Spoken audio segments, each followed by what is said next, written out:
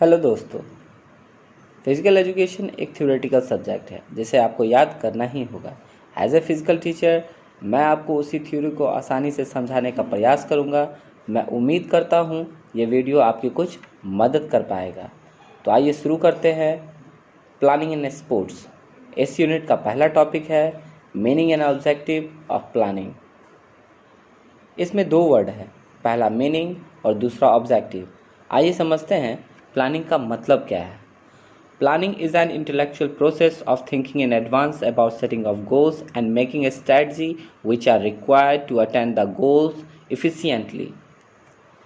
अगर इसे आसान शब्दों में समझे तो प्लानिंग उसे कहते हैं जो किसी समस्या को सुलझाने तथा काम को आसान बनाने में सहायता करता है। एज ए एग्जाम्पल, अगर आप एक टूर्नामेंट ऑर्गेनाइज करने जा रहे हैं बट आपने टूर्नामेंट के पहले से कोई प्रिपरेशन नहीं किया है, जिस कारण से हो सकता है टूर्नामेंट सक्सेस ना हो। इसी खतरे से बचने के लिए पहले प्लानिंग किया जाता है ताकि अपने टारगेट को इफ़ेक्टिवली अचीव कर सकें। तो आइए अब प्लानिंग के ऑब्जेक्टिव को समझते हैं। ऑब्जेक्टिव का मतलब होता है उद्देश्य। पहला ऑब्जेक्टिव है रिड्यूस अननेसेसरी प्रेशर। अगर हम प्लानिंग पहले करते हैं तो during the tournament, during the event किसी भी प्रकार का अननेसेसरी प्रेशर हम पर नहीं आता है। प्री प्लान से हम किसी भी प्रेशर से बच सकते हैं। दूसरा objective keep good control overall the activity. Tournament तब सक्सेस हो सकता है जब आपका कंट्रोल सभी एक्टिविटी पर हो, और सभी एक्टिविटी पर कंट्रोल तब हो सकता है जब आप पहले से प्लानिंग करें। तो एक अच्छे कंट्रोल के लिए प्री प्लानिंग का होना इम्पॉर्टेंट है। तीसरा objective reduce the chance of mistake. अगर हम प्री प्लान करते हैं तो किसी भी इवेंट में मिस्टेक होने के चांसेस बहुत कम हो जाते हैं। चौथा ऑब्जेक्टिव प्रमोट इनोवेटिव आइडियाज़। अगर हम पहले से ही प्री प्लान करते हैं तो हम अपने इनोवेटिव आइडिया को उसमें ऐड कर सकते हैं ताकि हमारा इवेंट और अच्छा हो जाए। Last objective facilitate proper coordination. किसी भी इवेंट को सक्सेस बनाने के लिए बहुत सारे कमेटी वर्क करते हैं, और प्री प्लानिंग होने से सभी कमेटी के बीच अच्छा तालमेल स्थापित किया जा सकता है, जिससे सक्सेस होने के चांसेस बढ़ जाते हैं। अगला टॉपिक है various committee and responsibilities. Committee एक ग्रुप ऑफ पीपल होता है जिनको हम कोई भी रिस्पॉन्सिबिलिटी दे सकते हैं। इसको हिंदी में हम समिति कहते हैं। जैसे अगर फुटबॉल का मैच ऑर्गेनाइज करवाना है तो इसमें हम 3-4 कमेटी को रख सकते हैं।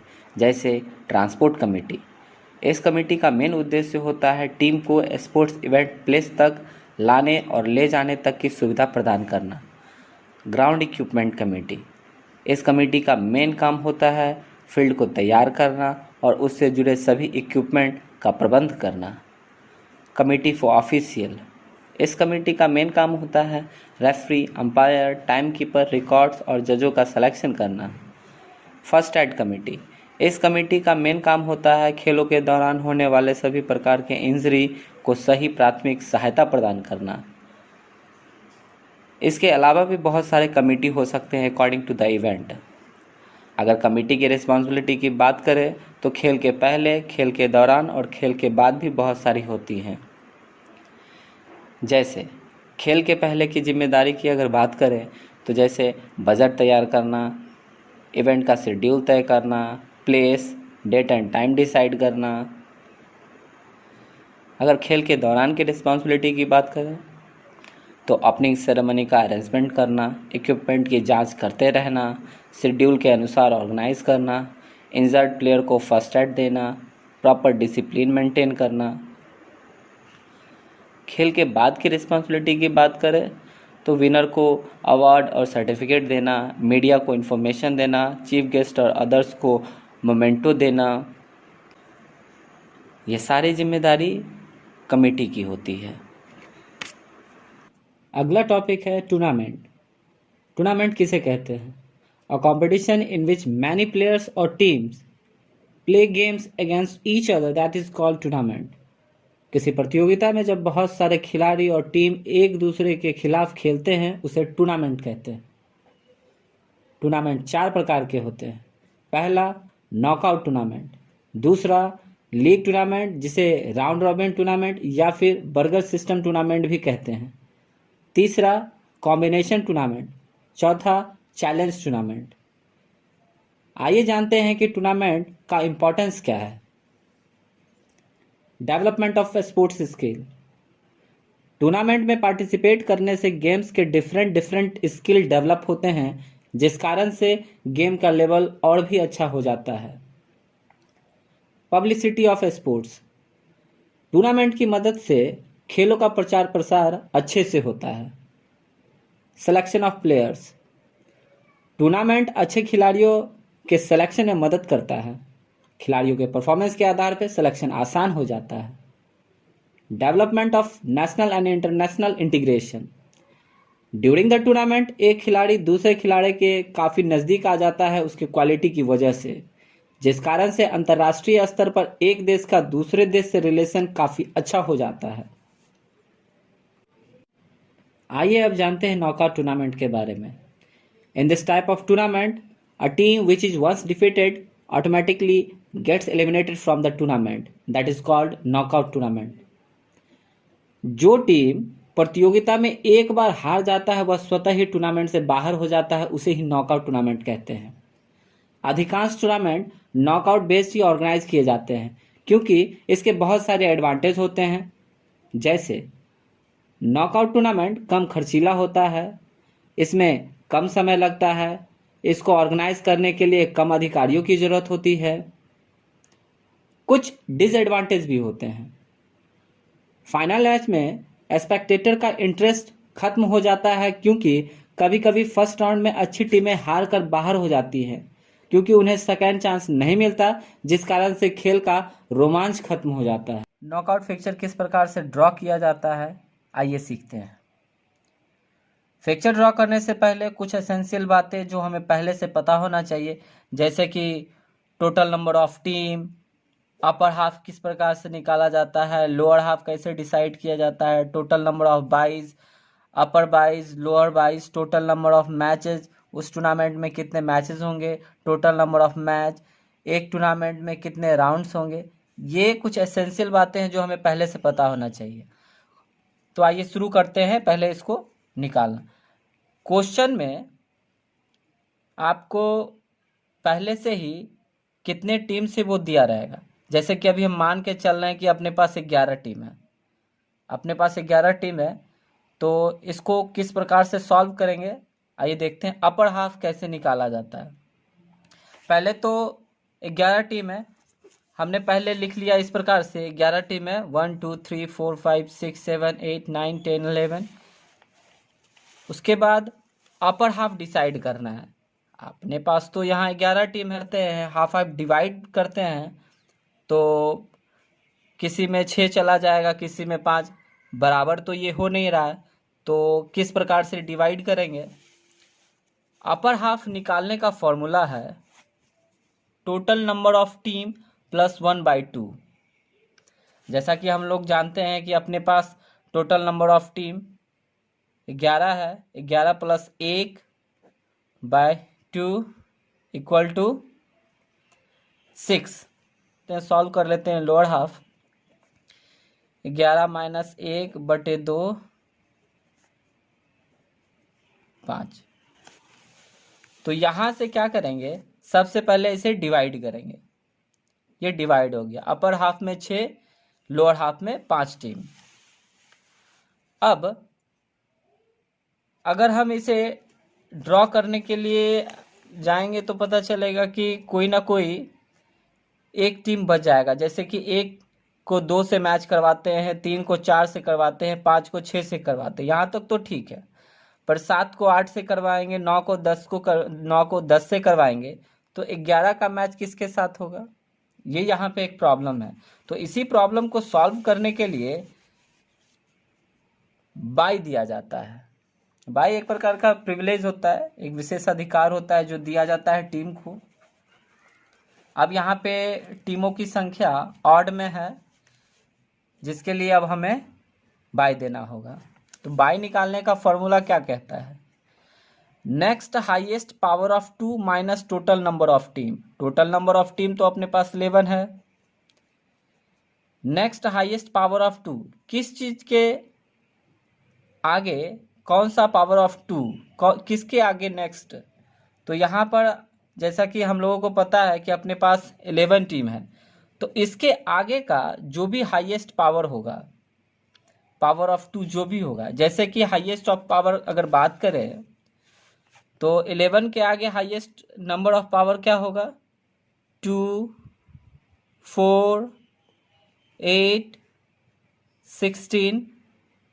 तो 11 के आगे पावर ऑफ 2 जो हाईएस्ट है वो है 16। इसी का बात यहाँ पे कहा जा रहा है, नेक्स्ट हाईएस्ट पावर ऑफ 2। तो इस टीम के आगे जो भी हाईएस्ट पावर ऑफ 2 है 16, टोटल नंबर ऑफ टीम -11 5।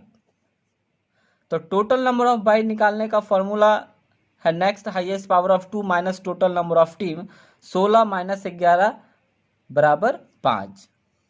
तो अब तो ये हमें पता चल गया कि ये जो 11 टीम है, ये जो 11 टीम है इसमें 5 टीमों को बाय देना है, लेकिन 11 में किनको बाय देना है ये अभी डिसाइड नहीं हुआ। अपर हाफ में कितना बाय जाएगा, लोअर हाफ में कितना बाय जाएगा, ये अभी हमने डिसाइड नहीं किया है। तो इसके लिए अपर बाय निकालने के लिए फॉर्मूला है टोटल बाय -1/2। तो टोटल बाय हमने पहले ही निकाल लिया है 5 -1/2, अगर देखें तो आ जाता है अपना 2।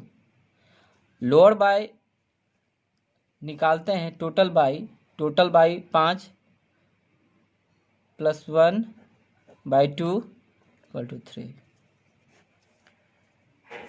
तो अपर बाय में 2 टीमों को बाय देना है और लोअर हाफ में 3 टीमों को बाय देना है।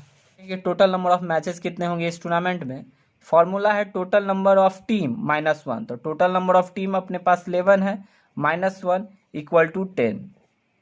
तो इस टूर्नामेंट में टोटल मैच अगर होंगे तो वो 10 होंगे। क्यों 10 होंगे? क्योंकि अपने पास टोटल नंबर ऑफ टीम 11 है।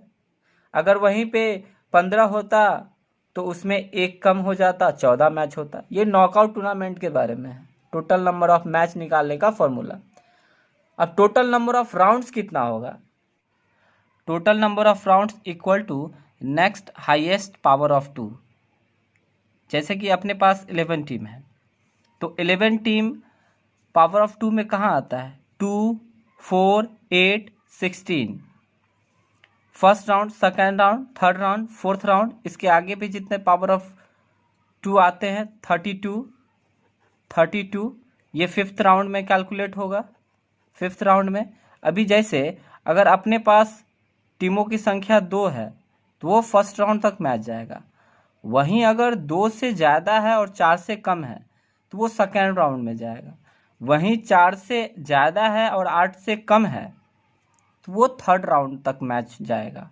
वहीं अगर 8 से ज़्यादा टीम है और 16 से कम टीम है तो वो फोर्थ राउंड तक मैच जाएगा। तो अपने पास यहाँ पे 11 टीम है, तो 11 टीम है तो 8 के आगे है, इसका मतलब वो फोर्थ राउंड तक मैच जाएगा।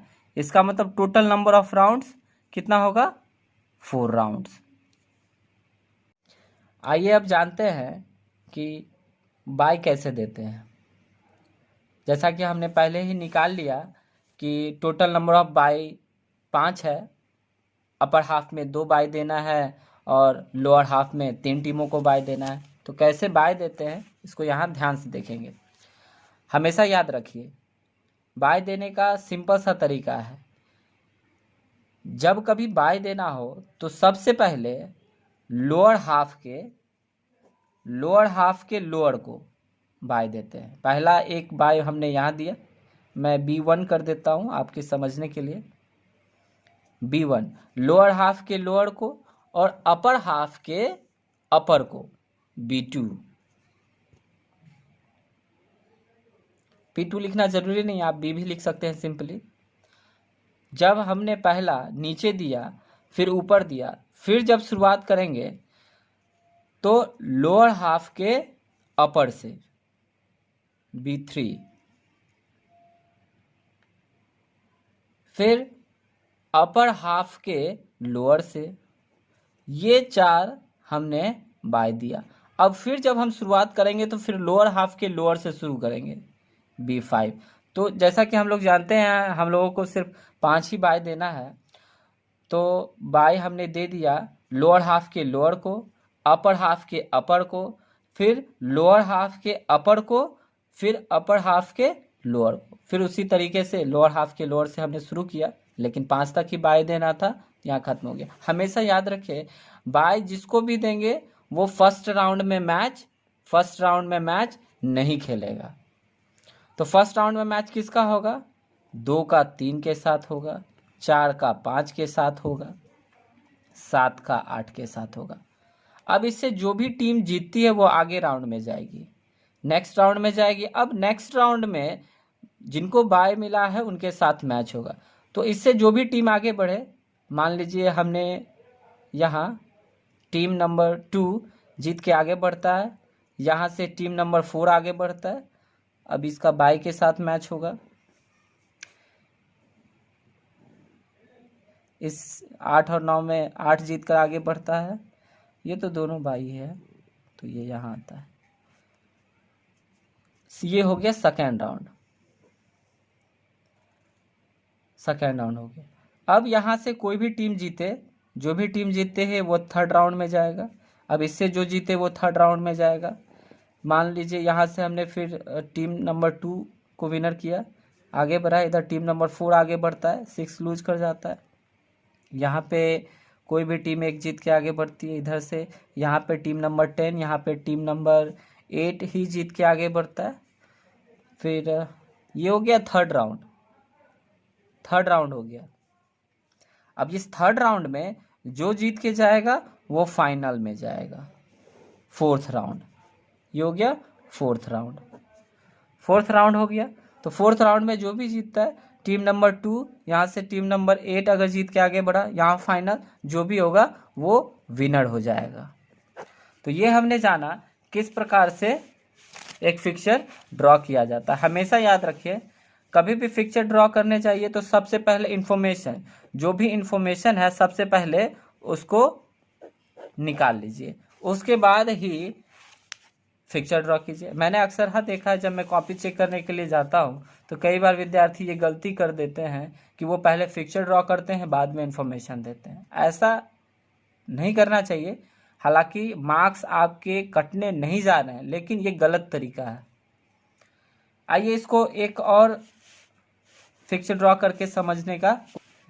जैसे अब अपने पास टोटल नंबर ऑफ टीम 17 है, तो अपर हाफ कितना होगा, यहाँ निकाल के देखते हैं।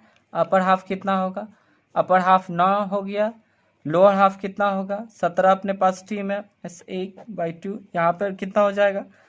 यहाँ पे टोटल नंबर ऑफ बाय कैसे निकलेगा?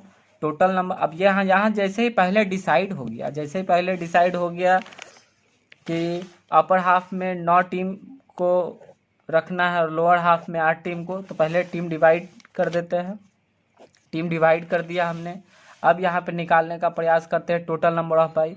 तो टोटल नंबर ऑफ बाईस कैसे पता चलेगा? वही नेक्स्ट हाईएस्ट पावर ऑफ 2, किससे? 17 से। 17 से आगे कौन सा होगा? 2, 4, 8, 16, 32। तो 16 से आगे 17 है अपने पास टीम, तो इसका मतलब नेक्स्ट हाईएस्ट पावर क्या हो गया? 32 हो गया। 32 minus total number of team अगर करते हैं तो अपने पास आता है 15। तो टोटल 22 कितने होंगे? 15। कि टोटल नंबर ऑफ 22 15 है, तो देखते हैं अपर हाफ में बाई कितना जाएगा। टोटल नंबर ऑफ 22 -1, 15 -1 बाई 2, यहाँ 7 हो जा रहा है। और यहाँ पे लोअर हाफ में अगर देखते हैं तो 15 + 1 बाई 2, यहाँ पे 8 हो जा रहा है। तो अपर हाफ में 7 बाई जाएगा और लोअर हाफ में 8 बाई जाएगा। हमें याद रखना है कि टोटल टीम पे 15 बाई जा रहा है, तो 15 बाई देना है हमें। और यहाँ पे टोटल नंबर ऑफ मैच कितना होगा? टोटल नंबर ऑफ मैच हो जाएगा जितना टोटल नंबर ऑफ टीम है टोटल नंबर ऑफ टीम 17 है, 17 माइनस 1 तो 16 मैच होना है इस टूर्नामेंट में। टोटल नंबर ऑफ राउंड कितना होगा आपको मैंने पहले ही बताया था, 2 4 8 16 32। तो अपने पास 17 टीम है, 17 टीम जो कि 17 टीम 16 के आगे है, तो इसका मतलब ये मैच हमारा 5th राउंड तक चला जाएगा। First round, second round, third round, 4th round और 5th राउंड, तो हमारा 5th राउंड तक मैच जाएगा। तो याद रखें, ये लिखना ज़रूरी नहीं है, आप कॉमन सेंस है ये आप निकाल सकते हैं, इसको लिखना ज़रूरी नहीं है। 5th राउंड तक टूर्नामेंट ऑर्गेनाइज किया जाएगा। अब यहाँ पे देखते हैं कि इस फिक्चर को किस प्रकार से ड्रॉ करेंगे। 17 टीम यहाँ पे दिया हुआ है, 15 को बाय देना है। मैंने आपको पहले ही बताया था, अगर आप किसी 4 टीम को बाय देना जानते हैं तो फिर चाहे 15 टीम को बाय देना हो, 10 टीम को बाय देना हो, कितने भी टीम को बाय देना हो, देना आसान हो जाता है अगर आप किसी 4 टीम को बाय देना जानते हैं। तो बाय देने का सिंपल सा फॉर्मूला है, पहले लोअर हाफ के लोअर को, फिर अपर हाफ के अपर को, फिर लोअर हाफ के अपर को, फिर अपर हाफ के लोअर को। तो हमने एक बाय दे दिया, एक बार में 4 बाय हमने दिया। फिर आगे बढ़ते हैं, लोअर हाफ के लोअर को, अपर हाफ के अपर को, लोअर हाफ के अपर को, अपर हाफ के लोअर को। हमने टोटल अभी तक 8 बाय दे दिया। लोअर हाफ के लोअर को, अपर हाफ के अपर को, लोअर हाफ के अपर को, अपर हाफ के लोअर को। अभी तक हमने 12 टोटल बाय दिया है, अभी हमें 3 बाय और देना है। लोअर हाफ के लोअर को, अपर हाफ के अपर को, लोअर हाफ के अपर को, ये टोटल बाय हमने दे दिया। ये हो गया। अभी याद रखना है कि जिसको भी बाय मिलता है वो फर्स्ट राउंड में मैच नहीं खेलता है। तो फर्स्ट राउंड में मैच किसका सिर्फ होगा, 5 और 6 का। अब ये मैच सेकेंड राउंड में चला है, जो भी जीतता है यहाँ से 5 जीत के आगे बढ़ता है, जो भी आगे बढ़ रहा है यहाँ से अब सेकेंड राउंड में मैच जाएगा। सेकेंड राउंड में मैच जा रहा है 1 का 2 से, 3 का 4 से। अब 5th का मैच, या 5th और 6 में 5th जीत के आगे बढ़ा तो 5 का हो जाएगा 7 के साथ, 8 का 9 के साथ। ये सेकेंड राउंड का मैच ड्रॉ हो रहा है। 10 का 11 के साथ, 12 का 13 के साथ, 14 का 15 के साथ, 16 का 17 के साथ। ये हो गया सेकेंड राउंड का मैच, सेकेंड राउंड। अब इसमें जो भी जीत के आगे बढ़े वो थर्ड राउंड में मैच खेलेगा, जो भी जीत के आगे बढ़ता है। तो आप किस टीम को जीता गया थर्ड राउंड में, अब इसमें जो जीत के जाएगा वो 4th राउंड में मैच खेलेगा। 4th राउंड में अब यहाँ से जो जीतेगा वो फाइनल राउंड में मैच होगा, मतलब 5th राउंड। 5th राउंड में फाइनल, और यहाँ से डिसाइड हो जाएगा कि विनर कौन है, यहाँ डिसाइड हो जाए। फिर से मैं बता दूं, हमेशा फिक्चर ड्रॉ करने से पहले याद रहे, सबसे पहले आपको इंफॉर्मेशन निकालना है, उसके बाद ही फिक्चर ड्रॉ करना है। अगर आप कोशिश करेंगे कि बिना बाय दिए हुए फिक्चर ड्रॉ करना, तो आप फिक्चर ड्रॉ नहीं कर पाएंगे। जैसे कि मान लीजिए कि आप कोई भी पावर ऑफ 2 वाला नंबर लेते हैं, टीमों की संख्या, तब तो कोई प्रॉब्लम नहीं है। जैसे टीमों की संख्या 2 है या 4 है, टीमों की संख्या 2 है, टीमों की संख्या अगर 2 है, 1 और 2, तब तो फिक्चर ड्रॉ करने में कोई प्रॉब्लम नहीं है। लेकिन अगर टीमों की संख्या 4 है, यहाँ भी कोई प्रॉब्लम नहीं होगा फिक्चर ड्रॉ करने में। लेकिन वहीं अगर कोई संख्या जब पावर ऑफ 2 में नहीं है, जैसे कि 6, यहाँ पर अगर 6 टीम है तो प्रॉब्लम हो सकता है। आप सोचेंगे कि फिक्चर डायरेक्टली ड्रॉ कर देंगे, ऐसे तो नहीं हो पाएगा, क्योंकि यहाँ पे देखेंगे आगे चल के एक प्रॉब्लम बन के आपके सामने आएगा। जैसे कि यहाँ 1 का मैच 2 के साथ करवा दिए, 3 का 4 के साथ, 5 का 6 के। फर्स्ट राउंड में तो ठीक था, फर्स्ट राउंड में तो ठीक था, लेकिन सेकेंड राउंड में क्या हुआ, सेकेंड राउंड में प्रॉब्लम हो गया। इसका मैच तो इसके साथ हुआ, पर इसका अब किसके साथ होगा। तो इसी एक समस्या को सॉल्व करने के लिए बाय दिया जाता है। दूसरा एक प्रॉब्लम जैसे कि अगर आप कोई ऑड नंबर ले लें, जैसे कि ऑड नंबर आपके पास 9 टीम है, 9 टीम है आपके पास, जैसे कि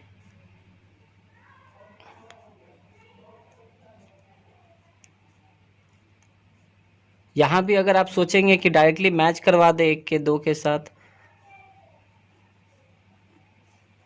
यहाँ तक तो फिक्सर ड्रॉ हो जाएगा, लेकिन ये एक दूसरा प्रॉब्लम बन के सामने आ जाएगा। तो आपको हमेशा याद रखना, ये 2 तरह के प्रॉब्लम होते हैं जिनको सॉल्व करने के लिए हमेशा बाय देना ही है। और जब कोई भी टीम का संख्या अगर पावर ऑफ 2 में है तो बाय देने की जरूरत नहीं है। एज यूजुअल जैसे उसको फिक्सर ड्रॉ करना चाहते हैं आप ड्रॉ कर सकते हैं। आइए लीग टूर्नामेंट के बारे में समझते हैं। लीग टूर्नामेंट, जिसे राउंड रॉबिन भी कहा जाता है, मिस्टर बर्गर फर्स्ट पर्सन थे जिन्होंने लीग टूर्नामेंट के बारे में सोचा था, जिस कारण से इसे बर्गर सिस्टम भी कहा जाता है। इन this type of tournament each team play with every other team, that is called league tournament. जब प्रत्येक टीम प्रत्येक दूसरे टीम के साथ खेलती है उसे लीग टूर्नामेंट कहते हैं। लीग टूर्नामेंट 2 तरह के होते हैं, पहला सिंगल लीग टूर्नामेंट, दूसरा डबल लीग टूर्नामेंट। अगर सिंगल है तो सभी के साथ एक बार, अगर डबल है तो 2 बार खेलना होगा। सिंगल लीग टूर्नामेंट में मैचों की संख्या जानने का नियम है n(n-1/2)। डबल लीग में टूर्नामेंट में मैचों की संख्या जानने का नियम है n(n-1)। लीग टूर्नामेंट के कुछ एडवांटेज भी हैं, जैसे only a strong team gets victory in this tournament. ये नॉकआउट टूर्नामेंट नहीं है जिसमें आप गलती से एक बार जीतने पर नेक्स्ट लेवल पर चले जाएं। यह लीग टूर्नामेंट है जिसमें अगर आप एक बार जीत भी जाते हैं तो उसी लेवल पर आपको अन्य दूसरी टीमों के साथ मैच जीतना होगा, और हर बार आप गलती से जीत नहीं सकते हैं। इसीलिए यह टूर्नामेंट की यह खास बात है कि सिर्फ स्ट्रॉन्ग टीम ही मैच को जीतकर नेक्स्ट लेवल पे जा सकता है।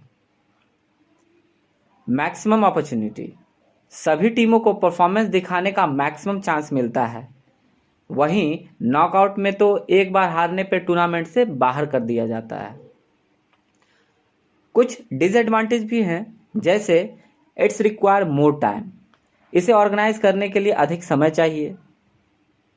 इट कॉस्ट मोर, इस तरह के टूर्नामेंट को ऑर्गेनाइज करने पर अधिक खर्च होता है क्योंकि मैचों की संख्या ज्यादा होती है। Morale of most of the teams become low, इस टूर्नामेंट का सबसे बड़ा डिसएडवांटेज यह है कि जो कमजोर टीम होता है उसे अधिक हार का सामना करना पड़ता है, जिससे उनका मोरल डाउन हो जाता है।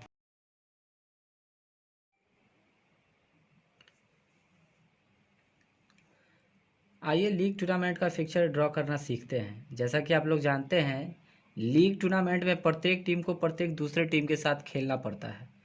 इसमें हार और जीत का निर्णय उस टीम के द्वारा प्राप्त किए गए पॉइंट पर निर्भर करता है। 3 प्रकार से फिक्सर ड्रॉ किया जाता है, cyclic method, staircase, tabular method. तो आइए साइक्लिक मैथड से फिक्सर ड्रॉ करना सीखते हैं।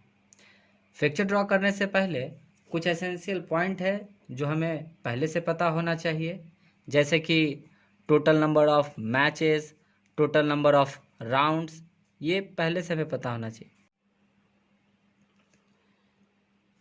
मान के चलते हैं कि टोटल नंबर ऑफ टीम अपने पास 8 है, तो फॉर्मूला कहता है n(n-1/2)। तो यहाँ पे अगर फॉर्मूले के हिसाब से चलते हैं तो हमारा आएगा 28 team. Total number of matches कितना आएगा, 28 टीम आएगा। और टोटल नंबर ऑफ राउंड निकालते हैं तो n-1 का मतलब टोटल नंबर ऑफ टीम -1। तो टोटल नंबर ऑफ टीम अपने पास 8 है और -1 करेंगे तो 7 आएगा। अब यहाँ पे देखते हैं कि किस प्रकार से फिक्सर को ड्रॉ करते हैं। जैसा कि हम लोग जानते हैं, ये लीग टूर्नामेंट है। लीग टीम में क्या होता है, प्रत्येक टीम प्रत्येक दूसरे टीम के साथ मैच खेलता है। तो यहाँ पे मान लीजिए अपने पास 8 टीम है, तो जैसा कि यहाँ लिख लेते हैं 1 2 3 4 5 6 7 8। इसमें क्या होता है, 8 टीम है तो हम लोग क्या करेंगे, एक टीम को, किसी भी एक टीम को फिक्स कर देते हैं। मान लेते हैं कि हम लोग यहाँ पे एक को फिक्स कर देते हैं। जब एक नंबर वाले टीम को फिक्स कर देते हैं तो एक का मैच अभी किसके साथ हो रहा है, 8 के साथ हो रहा है। ध्यान देते जाइए, अंत होते होते इस एक नंबर टीम का सभी टीमों के साथ मैच हो जाएगा। कैसे, देखते हैं एक बार। अब इसको क्या करते हैं कि एक टीम तो फिक्स है, यहाँ फिर से लिख देते हैं एक, जहाँ जहाँ भी राउंड आपने ड्रॉ किया वहाँ पे एक लिख कर उसको पहले फिक्स कर दीजिए। तो जैसा कि हम लोग जानते हैं कि 7 राउंड तक मैच जाएगा, 1 2 3 4 5 6 7। तो 7 राउंड तक हमने टीम नंबर 1 को लिख दिया और उसको फिक्स कर दिया। अब यहाँ पे देखते हैं, यहाँ पर 1 2 3 4 5 6 7 8 जैसे लिखे हैं सेम उसी प्रकार से लिखना है। बस अंतर इतना है कि एक के बाद वाला जो नंबर है वो अब चेंज हो जाएगा, वो एक नंबर आगे बढ़ जाएगा। मान लीजिए अभी जैसे कि एक स्टेप इसको आगे बढ़ाते हैं, यहाँ से क्या होगा, क्लॉकवाइज ये सर्कुलेट करेगा। जैसे कि ये इस नंबर पे आ जाएगा, इस पोजीशन पे आ जाएगा, ये इस पोजीशन पे आ जाएगा, ये इस पोजीशन पे आ जाएगा, ये इस पोजीशन पे, ये इस पोजीशन पे चला जाएगा, ये इस पोजीशन पे चला जाएगा, ये इस पोजीशन पे चला जाएगा। अभी फर्स्ट राउंड में 8 यहाँ पर है तो सेकेंड राउंड में 8 इस पोजीशन पे आएगा, सेकेंड राउंड में 8 यहाँ पर आएगा, और फिर 2 इस पोजीशन पे है तो इसके नीचे आ जाएगा, 2 यहाँ आएगा, 3 यहाँ पर आएगा, 4 5 6 7। फिर अगले राउंड में 7 नीचे आ जाएगा, 7 यहाँ पर आ जाएगा, उसके नीचे 8, फिर 2, फिर 3, फिर 4, फिर 5, फिर 6, फिर 6 यहाँ पर आ जाएगा, 6 7 8, 8 के बाद फिर से 2 3 4 5। अब ये 5 अगले राउंड में फिर चेंज हो जाएगा, यहाँ से आ जाएगा 5 6 7 8 2 3 4 4, फिर नेक्स्ट राउंड में आगे चला जाएगा, एक के 4 5 6 7 8 2 3 3, फिर नेक्स्ट राउंड में आगे बढ़ जाएगा, 3 4 5 6 7 8 2। अब यहाँ गौर से अगर देखेंगे तो इस एक नंबर टीम को जब हमने फिक्स कर दिया तो इस एक नंबर टीम का सभी टीमों के साथ मैच हो रहा है। जैसे एक का 8 के साथ, एक का 7 के साथ, 6 के साथ, 5 के साथ, 4 के साथ, 3 के साथ, 2 के साथ। तो इस लीग टूर्नामेंट का डेफिनेशन ही कहता है प्रत्येक टीम को प्रत्येक दूसरे टीम के साथ खेलना अनिवार्य है।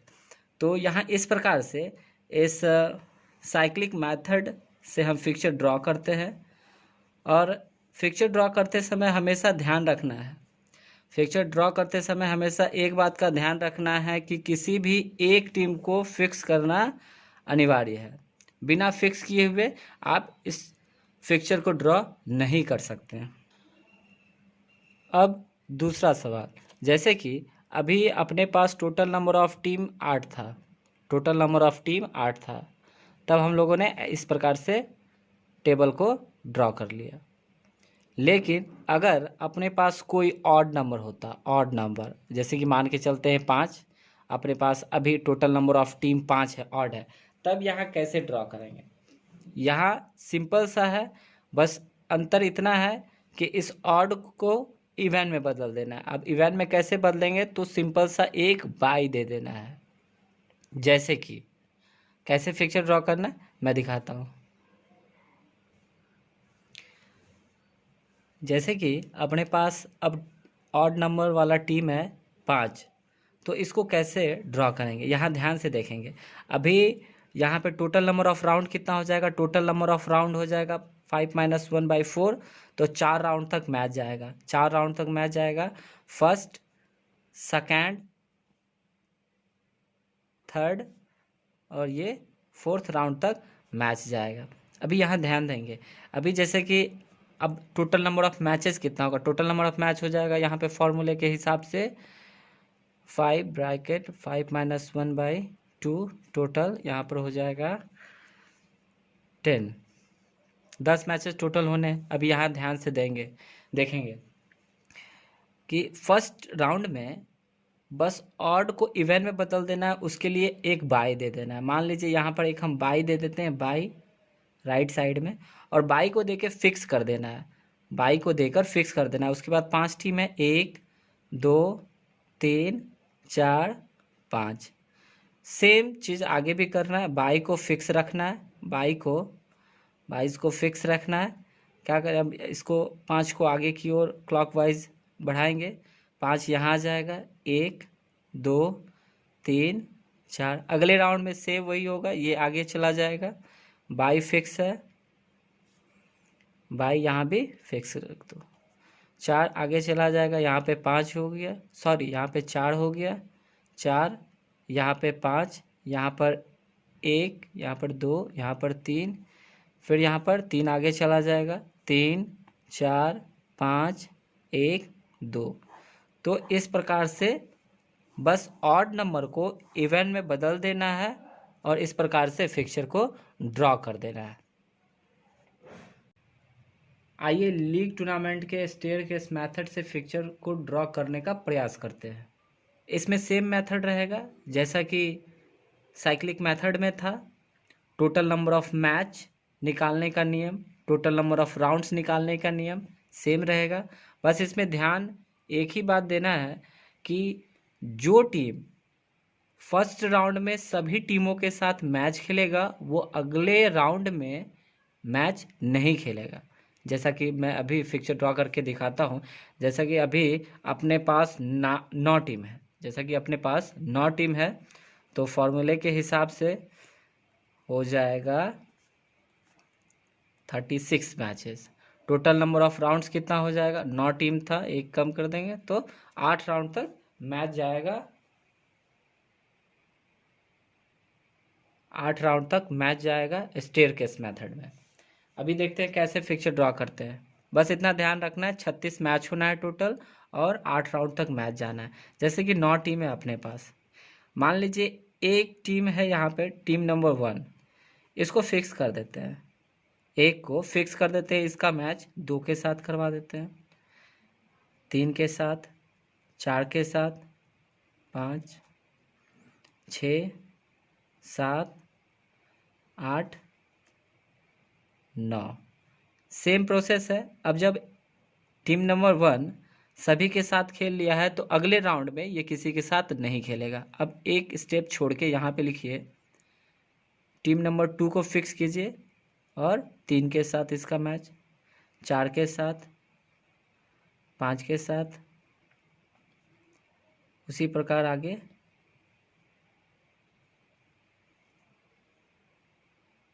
अब जब 2 का हो गया है तो 2 को छोड़ देंगे, अब 3 का मैच आगे होगा,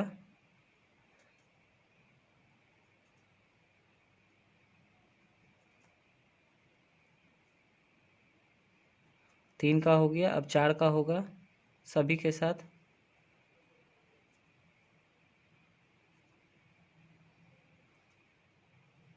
चार का हो गया अब सभी का, 5 के साथ होगा,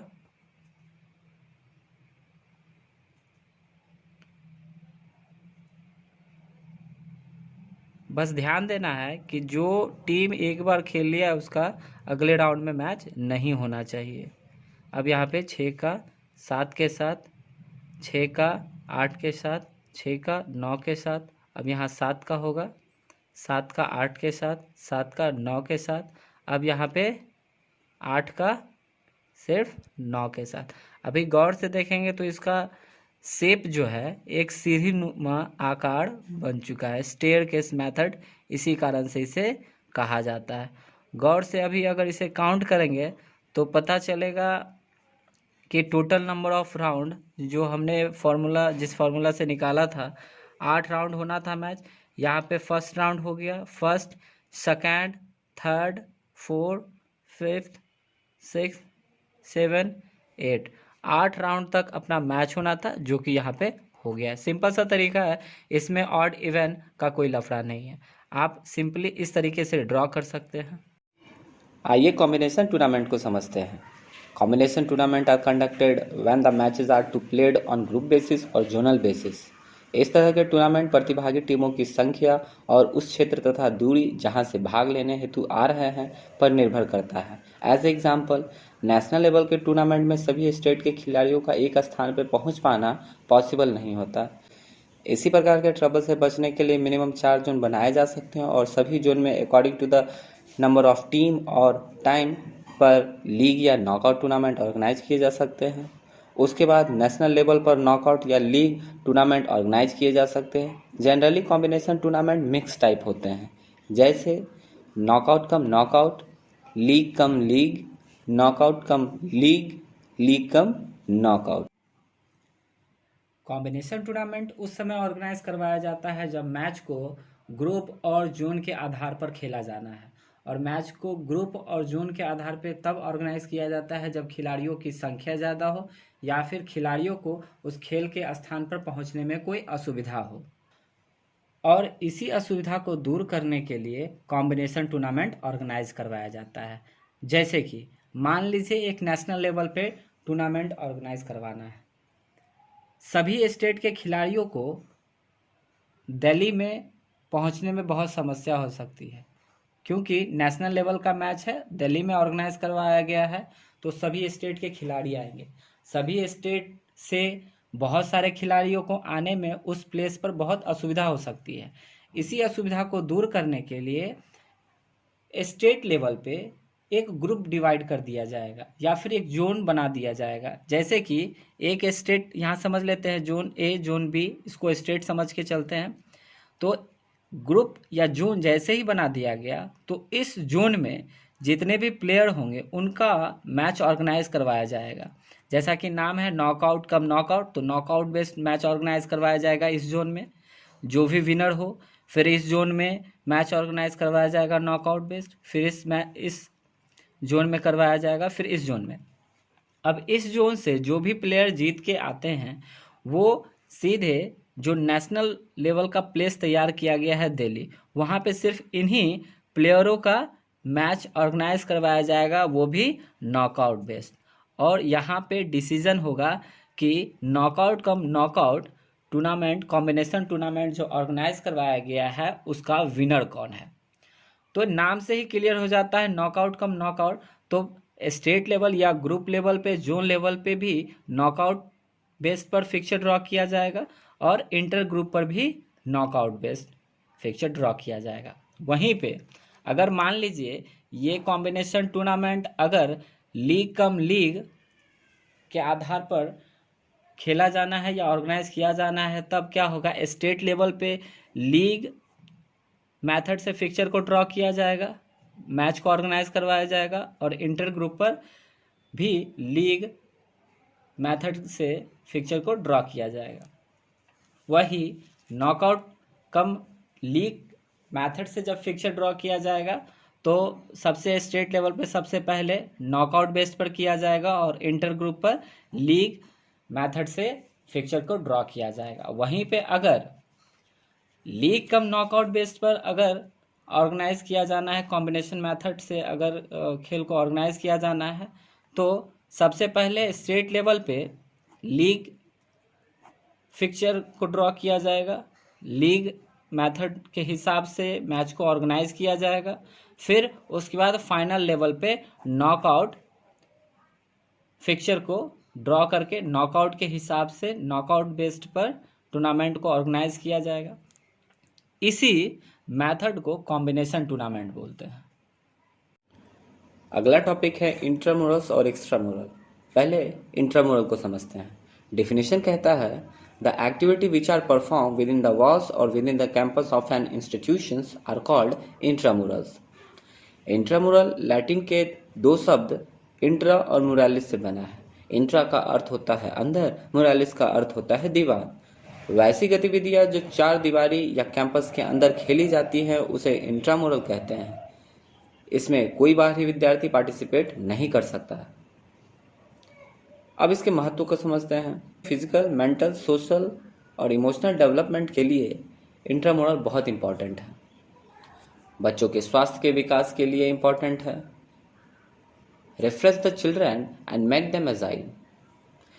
इंट्रामुरल जैसे प्रोग्राम बच्चों को तरोताजा और चुस्त बनाते हैं। Opportunity to the student to participate in game. बच्चों को अधिक से अधिक इंट्रामुरल में पार्टिसिपेट करने का मौका मिलता है। Develop leadership quality. इंट्रामुरल में पार्टिसिपेट करने से बच्चों में लीडरशिप डेवलप होता है। इंट्रामुरल के ऑब्जेक्टिव को समझते हैं। Provide opportunity to every student to participate in games and sports. Intramural सभी खिलाड़ियों को पार्टिसिपेट करने का मौका देता है। Develop leadership quality. खिलाड़ियों में नेतृत्व की भावना का डेवलपमेंट होता है। Provide recreation. विद्यार्थियों को मनोरंजन प्रदान करना भी इंट्रामुरल की ड्यूटी है ताकि बच्चे मानसिक रूप से स्वस्थ बन सके। Find out talented sports person.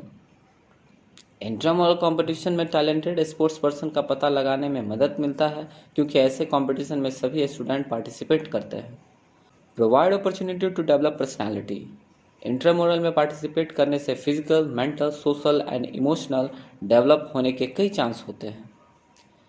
कुछ मेजर गेम है और माइनर गेम है, लिस्ट दिया हुआ है, इसको एक बार जरा पढ़ लें।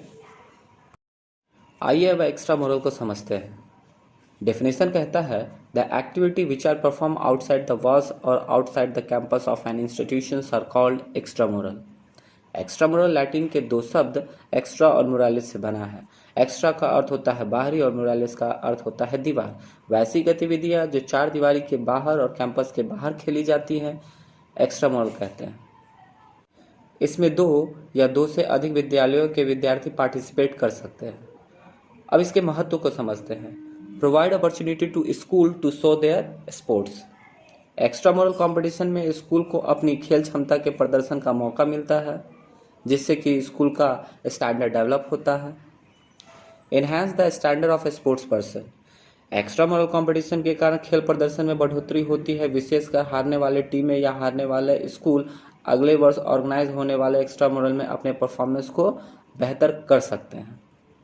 Develop sportsmanship and fraternity. Extra moral में पार्टिसिपेट करने से विद्यार्थियों में खेल भावना और भाईचारा बढ़ता है। Develop sportsmanship and fraternity. Extra moral में पार्टिसिपेट करने से विद्यार्थियों में खेल भावना और भाईचारा बढ़ता है। आइए अब इसके ऑब्जेक्टिव को समझते हैं। Improve the standard of sports, provide experience to a student, develop brotherhood, provide the knowledge of new rules and advance technique. आइए स्पेसिफिक स्पोर्ट्स प्रोग्राम के बारे में समझते हैं। कई तरह के स्पेसिफिक स्पोर्ट्स प्रोग्राम होते हैं जैसे कि sports day, health run, run for fun, run for unity and run for specific causes. पर ये स्पेसिफिक स्पोर्ट्स प्रोग्राम है क्या?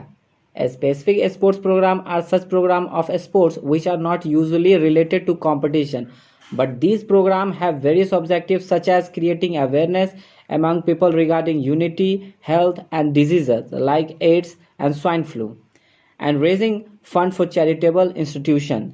स्पेसिफिक स्पोर्ट्स प्रोग्राम कोई प्रतियोगिता नहीं है, यह विशेष खेल कार्यक्रमों का ऐसा समूह है जिनके माध्यम से लोगों में एकता, स्वास्थ्य व बीमारियों जैसे एड्स, स्वाइन फ्लू के बारे में अवेयर करना और धर्मार्थ संस्थानों या संगठनों के लिए फंड अर्जित करना है ताकि ऐसी समस्याओं को समाज से दूर किया जा सके। इस प्रोग्राम का बस यही एक ऑब्जेक्टिव है। Sports day. इस मॉडर्न एज में स्कूल बच्चों के ओवरऑल डेवलपमेंट पर विशेष ध्यान देता है, जिस कारण से एजुकेशन के साथ साथ को करिकुलर एक्टिविटी को भी डेवलप किया जाए। बच्चों के सर्वांगीण विकास के लिए ये बहुत ज़रूरी है। जनरली स्कूल में स्पोर्ट्स प्रोग्राम ऑर्गेनाइज किए ही जाते हैं ताकि बच्चों में ब्रदरहुड, फ्रेंडशिप, कोऑर्डिनेशन, लीडरशिप को डेवलप किया जा सके। Run for fun. Run for fun is also organize with an objective to spread the message of remaining healthy and fit. Run for fun अधिक संख्या में लोगों में हेल्दी और फिट रहने का संदेश पहुंचाने के लिए ऑर्गेनाइज किया जाता है। मैं अपने अनुभव के आधार पर बस इतना ही कहूँगा कि इस वीडियो में मैंने उतना ही पढ़ा है जितना कि एग्जामिनेशन पॉइंट ऑफ व्यू से ज़रूरी है। यह मेरा विश्वास है कि इस वीडियो को एक बार देख लेने मात्र से आप इस चैप्टर से जुड़े सभी सवालों का जवाब दे सकते हैं। अगर आपको ये वीडियो पसंद आए तो शेयर एंड सब्सक्राइब करना ना भूलें, और हाँ, कमेंट ज़रूर करें। अच्छा हो या बुरा हो, कमेंट ज़रूर करें। Thanks for watching. Good bye.